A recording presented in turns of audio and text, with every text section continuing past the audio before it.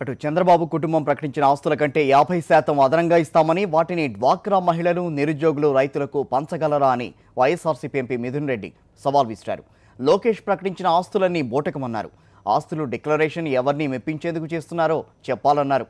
అవినీతికి మూలమైన చంద్రబాబు, లోకేష్ ఆస్తులు 100 కోట్ల లోపే అని చెప్పడం హాస్యాస్పదమన్నారు మిథున్ రెడ్డి.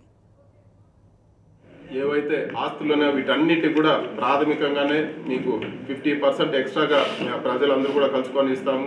మీరు ఏదైతే లాభం వచ్చిందో మీరు దాన్ని డ్వాక్రా మహిళలు కానీ, అదేవిధంగా నిరుద్యోగ వృత్తికి కానీ, అదేవిధంగా ఇబ్బంది పడే రైతులు రుణమాఫీకి కానీ వినియోగించాలని చెప్పి కూడా మేము మిమ్మల్ని కోరుతున్నాము.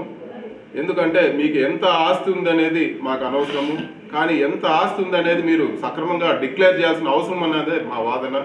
ఈరోజు భువనేశ్వరి గారి ఆస్తులు ఇచ్చారు, అదేవిధంగా బ్రాహ్మణి గారి ఆస్తులు ఇచ్చారు. కేవలం 15 లక్షలు బంగారు ఉందని చెప్పి ఈరోజు డిక్లేర్ చేయడం జరిగింది. ఇది ఎవరైనా చూసినా కూడా నవ్వుతారు. మీడియాలో కానీ ఇంటర్నెట్లో కానీ ఉండే మీ పెళ్లి ఫోటోలు చూడండి, లేకపోతే మీ ఫంక్షన్స్లో ఫోటోలు చూడండి. 15 లక్షలకి మీరు వేసుకున్న బంగారు ఎంత విలువ అని చెప్పి మీరే చెప్పాలని చెప్పి కూడా ఈరోజు మీడియా ముఖంగా కోరుతున్నాను.